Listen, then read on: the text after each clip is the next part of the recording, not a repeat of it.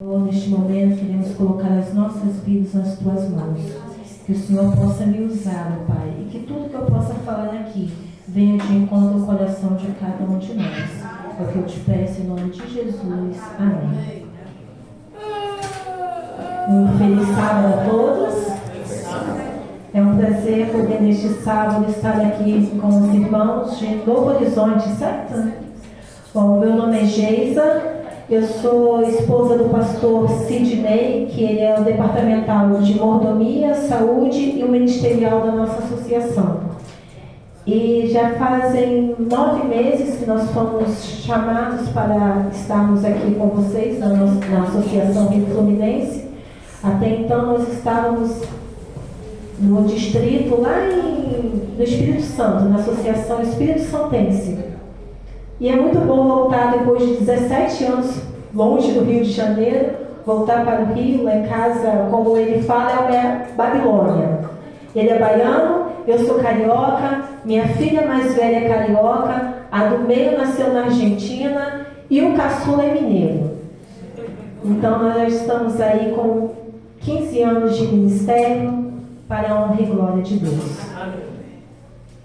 Algum tempo atrás, foi estabelecida numa das ilhas do Pacífico, no meio de uma tribo totalmente selvagem e feroz, a missão evangélica.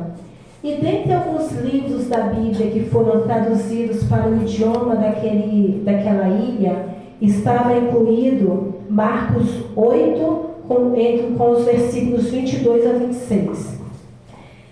E aquela ilha, assim, a medicina era muito precária. Lá, quando as pessoas ficavam enfermas, elas procuravam os feiticeiros e os curandeiros, que eram conhecidos como o homem que cospe.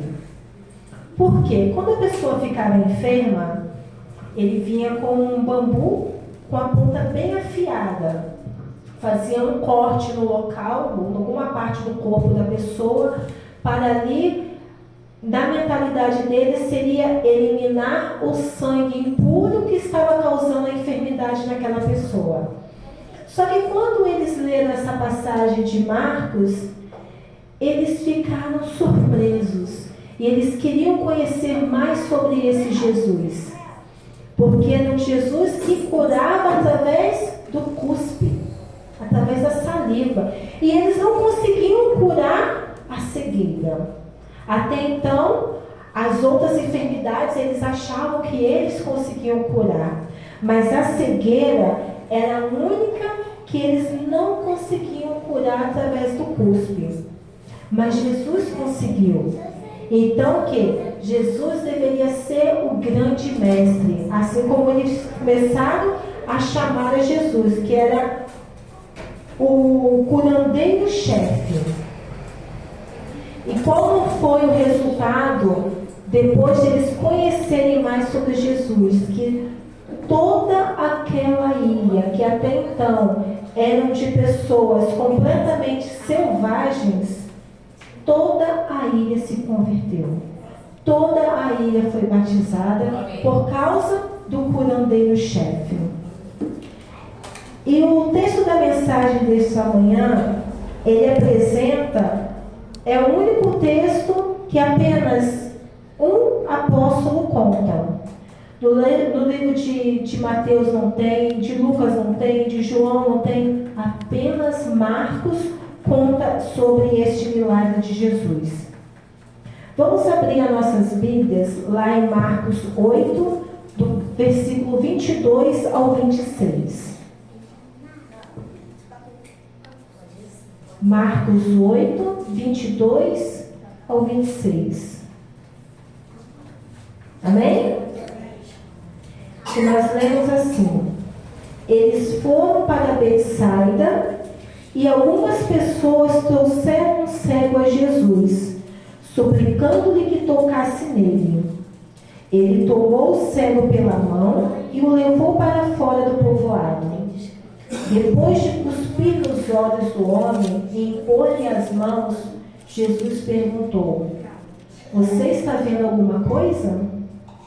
Ele levantou os olhos e disse: Vejo pessoas, elas parecem árvores andando. Mais uma vez, Jesus colocou as mãos sobre os olhos do homem. Então seus olhos foram abertos e sua vista lhe foi restaurada. E ele via tudo claramente. Jesus mandou para casa dizendo: não entre no povoado. Então, nesses versículos, nós podemos ver o quê? Que é o único versículo da Bíblia toda que fala que Jesus precisou dar 2 toques para curar. Aí a gente fica se perguntando, mas 2 toques, por quê? Será que Jesus, a fé ali, o poder de Jesus foi tão pouquinho que 1 toque só não foi suficiente? Não.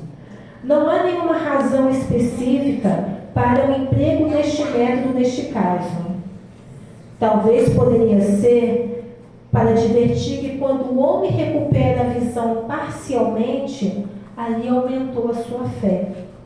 Então, com o aumento da fé, ele esteve o quê? Disposto a crer em Jesus, para que Jesus pudesse restaurar a visão dele completamente. Através do milagre da cura deste cego, Jesus exemplifica o que ele faz pelo pecador e o que ele deseja que este faça. Jesus, ele quer que nós levemos pecadores a ele.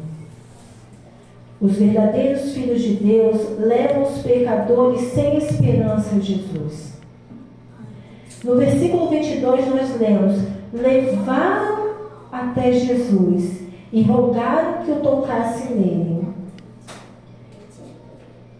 Às vezes aquele homem por conta própria, sozinho, ele nunca iria a Jesus.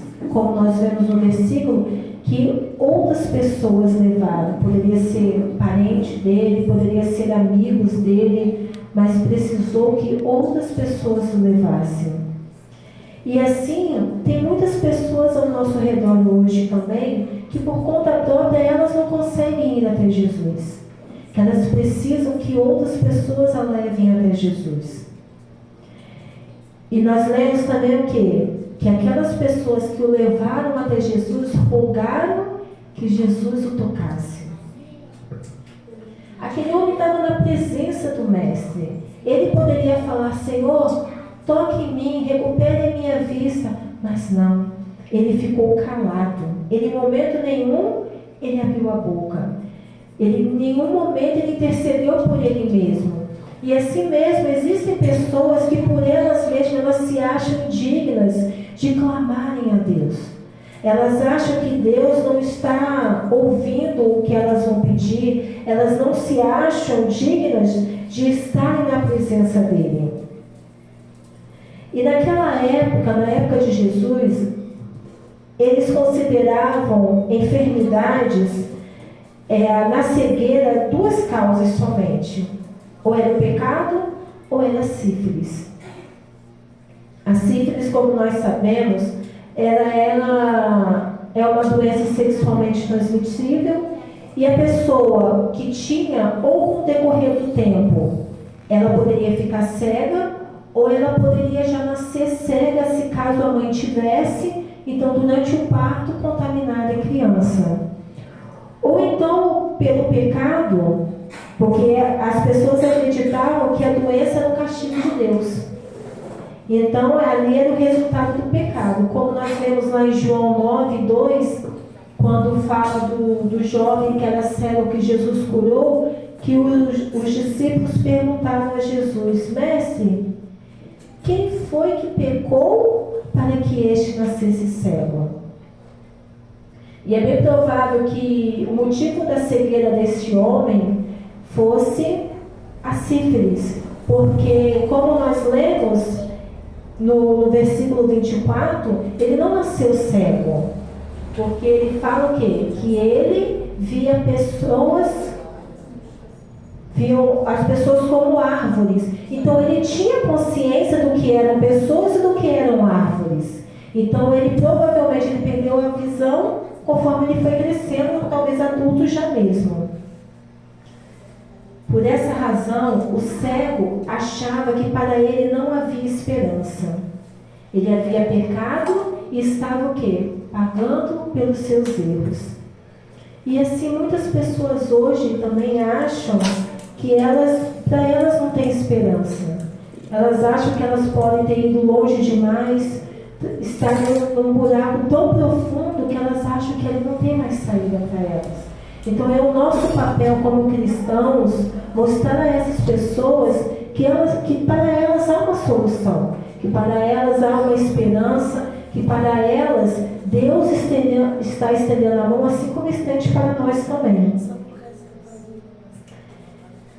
Era necessário então que alguém levasse ele até Cristo e intercedesse por ele. E assim mesmo, nós podemos ver hoje, quando nós vemos uma mãe intercedendo por um filho que está fora da igreja, uma esposa clamando por o seu esposo, ou o contrário, o esposo clamando pela esposa, o filho clamando pelos pais que estão fora da igreja. Então sempre é o quê? Uma intercessão para aquelas pessoas que estão longe dos caminhos de Jesus. E assim como aqueles crentes encontraram aquele cego e o levaram até Jesus, o cristão tem hoje ao seu redor centenas de pessoas que estão sofrendo física e espiritualmente. São pecadores sem nenhuma esperança, que se alguém não os levar até Cristo, por conta própria elas nunca irão chegar lá. E o que nós temos feito para esses pecadores? O que nós estamos feitos para ajudar essas pessoas?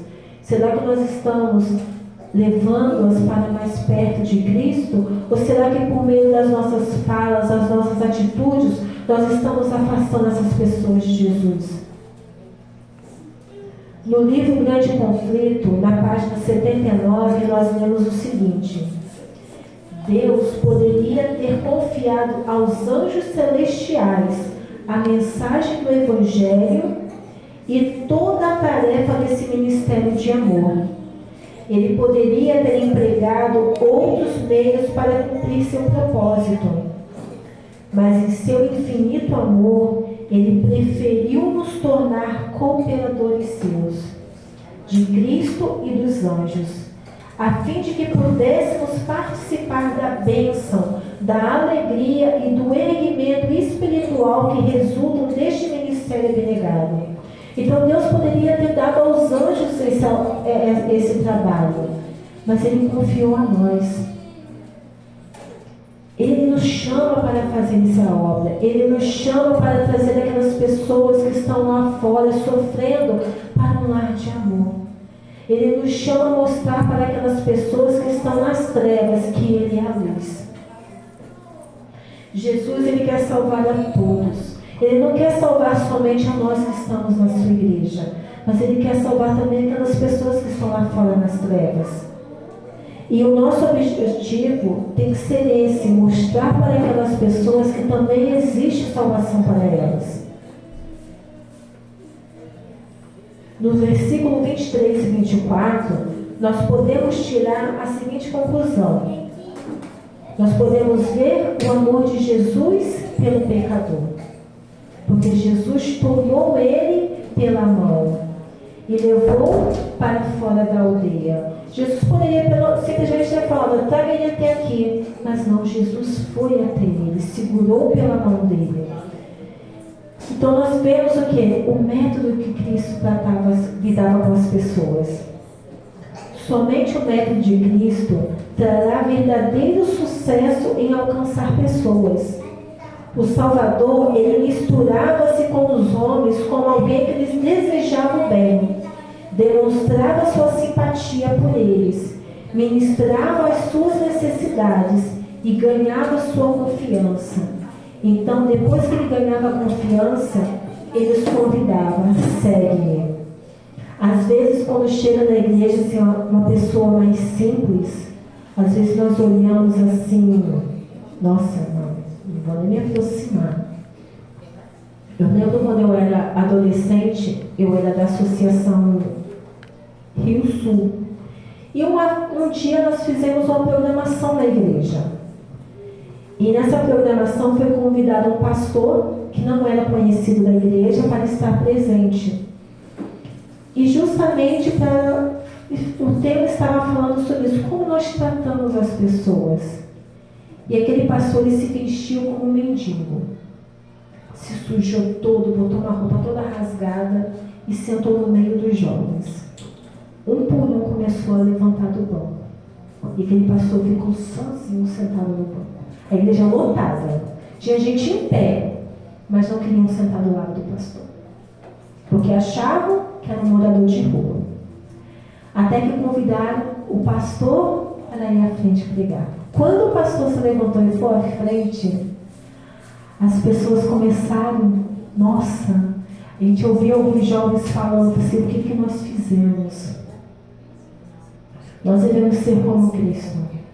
Porque Cristo não tem amor só pela pessoa que se veste bem, que está cheirosa, está arrumadinha. Mas Ele também tem amor por aquele que está lá fora sujo, fedendo. Nós não sabemos o motivo da pessoa estar lá. Independente também do motivo da pessoa estar lá, é um filho de Deus. É uma pessoa que carece do amor de Deus. É uma pessoa que às vezes ele só quer ouvir que alguém também se importa com ele. Jesus, ele demonstrou simpatia. A saliva naquela época era considerado remédio. Então, Jesus partiu daquilo que o homem acreditava, para o quê? Despertar a fé dele. Então, Jesus realiza o primeiro toque. O primeiro toque era a vontade de Cristo e não do cego. Jesus queria tocar aquele cego. E como resultado do primeiro toque, nós podemos ver no versículo 24 que ele restabeleceu parcialmente a sua visão, pois ele viu os homens como árvores. É igual quando nós comemos alguma coisa que nós não conhecemos. A gente já enche ali um pote ou um prato com aquilo. Não, a gente prova o quê? Um pouquinho só para ver se é bom. Aí se for gostoso, aí a gente vai lá e pega mais. Não, agora eu sei que é bom, então eu vou comer mais. E assim mesmo é o primeiro toque. Ele é realizado independente da vontade do pecador. O primeiro toque é o chamado arrependimento. Jesus, ele o faz porque ele ama todo pecador e quer salvar a cada um. A partir desse primeiro toque, ele espera que o pecador sinta o desejo de conhecê-lo mais. Jesus, de todas as formas, tem procurado tocar no seu coração. Tem você sentido o toque do Espírito Santo? Tem você? Acho que a pergunta verdadeira não é nem se nós estamos sentindo o toque, mas temos nós atendido, temos nós respondido ao toque do Espírito Santo em nossas vidas? Não era da vontade de Cristo que aquele homem tivesse apenas uma cura parcial. Cristo, ele desejava uma transformação completa. Porque Jesus, quando ele dá a bênção, ele não dá a bênção pela metade. Ele dá uma bênção completa. Ele quer que nós nos entreguemos a Ele. Não fosse, Senhor, eu vou entregar só o meu dízimo, a minha oferta, não. Ele quer tudo. Porque nada pertence a nós, é tudo de Deus. Então, Ele quer transformar o quê? Ele quer nos dar uma bênção completa. Mas para isso, nós precisamos nos entregar completamente a Ele. Nos versículos 25 e 26, nós aprendemos que o cego agora queria que Jesus o tocasse novamente. Porque ele percebeu o quê? Que ele já via parcialmente. Então, se ele via parcialmente, ele poderia ver por completo. E no versículo 25, nós lemos que Jesus realiza a vontade do cego, então ele realiza o segundo toque. E assim o cego começa a ver perfeitamente. Jesus, ele não queria que o cego tivesse apenas uma visão parcial. Então, quando ele realiza o segundo toque, o homem passa a ver tudo de modo claro e perfeito. Este era o desejo de Jesus, que o cego visse de forma perfeita. Quando nós conhecemos e aceitamos Jesus, nós somos como bebês espirituais. Nós vemos um bebê. O bebê ele não fica o resto da vida dele como bebê. Ele engatinha, ele começa a andar e ele vai crescendo. Assim mesmo somos nós. Nós devemos crescer. Nossa vida não deve ser hoje como era ontem. Nós devemos buscar o quê? Nos aperfeiçoar, nos assemelharmos a Cristo cada dia mais. Diferentemente do primeiro toque, o segundo toque de Cristo só acontece se nós o buscarmos. O primeiro toque é uma vontade de Cristo, é um chamado ao arrependimento. Mas o segundo toque depende de mim e de você. O segundo toque é uma escolha nossa, de seguir andando ao lado de Cristo. Um dia você era um pecador, um cego espiritual, mas alguém o levou até Jesus. Alguém te apresentou a Jesus. E assim mesmo nós devemos fazer. Nós devemos apresentar Jesus para as pessoas que estão lá fora. Você recebeu o primeiro toque do Mestre. Sentiu o gozo do encontro de salvação que Jesus lhe ofereceu. Às vezes você pode estar pensando assim, mas eu acho que eu fui longe demais. Eu me envolvi nas drogas, eu me envolvi na bebedeira, eu me envolvi na prostituição. Para mim não tem mais salvação. Eu estou enferma, minha doença não tem cura. Eu tenho poucos dias de vida, então para mim nada importa. Jesus pode te dar a cura. Amém. No ano de 2006, meu cunhado foi para o NASP fazer teologia. Ele, a esposa e uma filhinha, estavam com 3 para 4 anos. E quando chegou lá, ela começou a passar mal, ter diversos desmaios e ficava assim, 30, 40 minutos sem acordar. E levaram ela ao hospital, ela fez alguns exames e descobriram que ela tinha leucemia. Uma menina de 3 para 4 anos, o pai começando a fazer teologia. O que fazer? Ele pensa em desistir, mas Deus é tremendo. Ele ia ganhar uma bolsa de estudo do Dr. Milton Afonso. Só que tinha um amigo dele com 3 filhos, que ia largar os estudos, também estava fazendo teologia, porque não tinha mais condição de pagar. E ele chegou na sala do Dr. Milton Afonso e falou assim: doutor, dá bolsa para ele, porque ele precisa mais do que eu. Ele também não trabalhava, com uma filha enferma, com medicações que ela tinha que tomar, que tinha uma injeção que ela tinha que tomar que era mais de R$1.000 por dose, e ele deu aquela bolsa. E o doutor Milton Afonso ficou tão surpreso com aquela atitude dele que ofereceu uma bolsa para ele também, até ele terminar os estudos. E a situação da minha sobrinha se agravou tanto que ela não podia ter uma vida normal como uma criança. Ela não podia correr, ela não podia pular, porque dependendo do impacto que ela tivesse, ela desmaiava. Só que teve um dia que ela acordou e ela corria. Ela corria pela casa, ela pulava e a mãe dela desesperada atrás dela. Nayara, pelo amor de Deus, minha filha, você sabe, você não pode correr, você não pode pular. Não, mãe, eu posso. E nesse dia ela tinha que ir ao médico para fazer um novo exame para saber como estava evoluindo a leucemia, porque ela já tinha sido desenganada pelos médicos. E ela corria e ela falava: eu não vou ao médico hoje. E a mãe: não, minha filha, você tem que ir. Mãe, eu não vou, porque Jesus apareceu para mim essa noite. E ele sentou do meu lado na cama e ele falou: minha filha, fala para o seu pai que eu estou cuidando de vocês. Ele não precisa se preocupar, que nada vai faltar para ele, e eu estou cuidando de você e você está curada. Como acreditar numa criança? A mãe não acreditou. A mãe: não, minha filha, você não pode. Mãe, Jesus me curou. E conseguiu arrastar ela para o médico. E lá ela não queria deixar fazer o exame, porque ela tinha convicção que Jesus tinha curado ela. Mas à força foi feito o exame.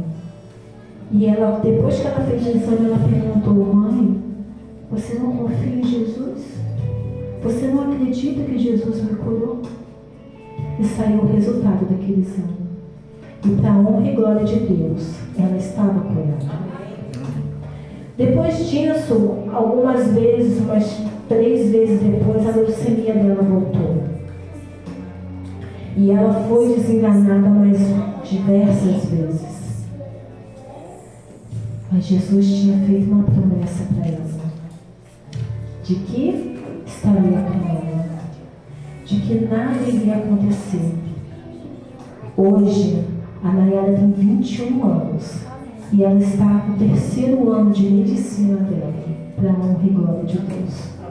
Então não tem lugar mais profundo que você possa estar, que Deus não possa te resgatar. Não há doença mais grave que seja, que Deus não possa te curar. Porque o nosso Deus é um Deus de milagres. O nosso Deus é um Deus de poder, que quando Ele dá a bênção, Ele dá por completo. Ele não dá pela metade só para você sentir o gostinho. Ele te dá uma bênção para que todas as pessoas que estão ao seu redor possam ver que Ele é um Deus poderoso. Agora cabe a cada um de nós aceitar o segundo toque de Cristo em nossas vidas. A Nayara aceitou o toque de Cristo na vida dela, quando Ele falou que ela estava curada. E você? Você aceita o segundo toque de Jesus? Você aceita sair e pregar para as pessoas que estão ao seu redor, falando que Jesus as ama, independente de quem sejam elas? É isso que Deus quer de cada um de nós. Hoje, Jesus está nos dando o último toque. A última oportunidade, a semelhança daquele cego. Qual será a nossa decisão? Você vai aceitar esse segundo toque? Você vai aceitar o chamado de Cristo? Nós não temos que deixar para amanhã, irmãos, porque nós não sabemos se o amanhã chegará para nós. Nós não sabemos o que espera o futuro para cada um de nós. Para muitas pessoas, hoje é a última oportunidade. Então não deixemos para amanhã, mas que nós possamos aceitar o toque de Jesus em nossas vidas. Eu gostaria de convidar os irmãos a cantar um hino nesse momento. Toquem minhas mãos. Que vocês, durante esse louvor, vocês possam sentir o Espírito Santo falando no coração de cada um de vocês. E que vocês possam falar para o Senhor, para invocar a vida de vocês. Para que Ele possa usar, não somente vocês, mas a mim também, para levar outras pessoas aos pés dele.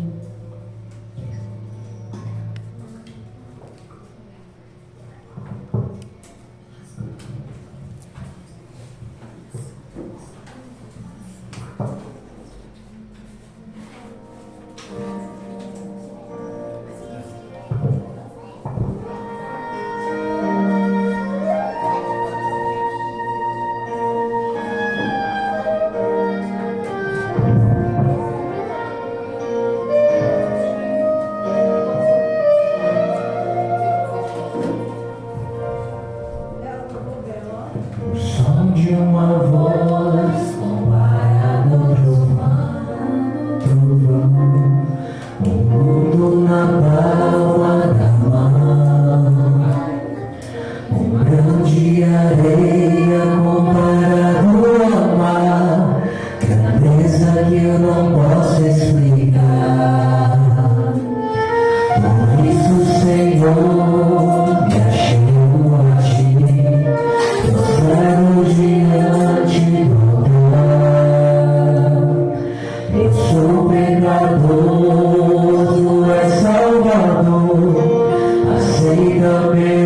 cheio de louvor. Levanta as mãos em oração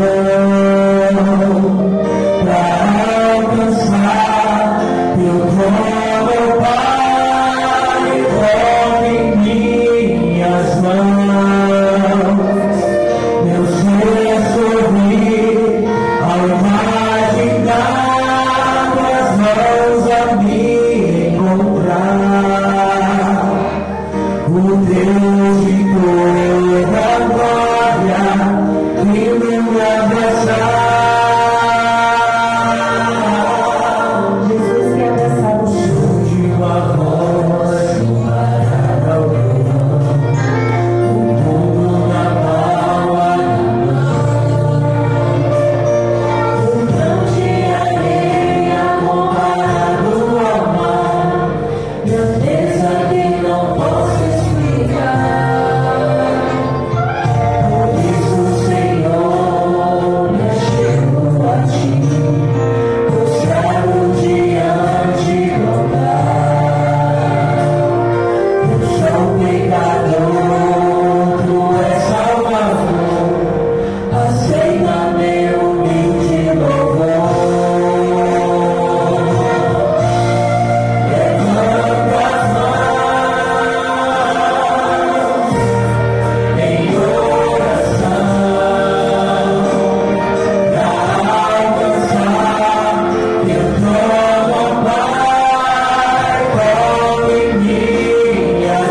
Toque minhas mãos, eu sei sorrir ao imaginar tuas mãos a me encontrar. O Deus de toda glória que me abraçar. Levanta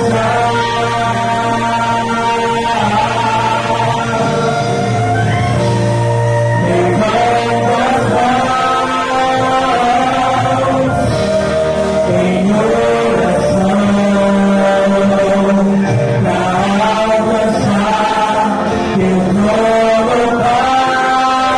Toque minhas mãos, eu sei sorrir ao imaginar tuas mãos a me encontrar. O Deus de toda glória me abraçar.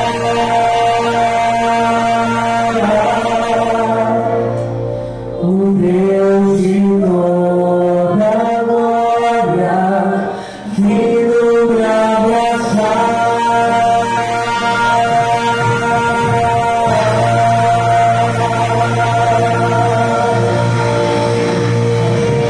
Amém? Deus quer abraçar vocês que estão aqui. Deus quer abraçar você, irmã Bela. Aonde a senhora estiver, irmã Belamina. Lá no Bahia, Deus está aí também com a senhora. Deus está aí abraçando a senhora nesse momento.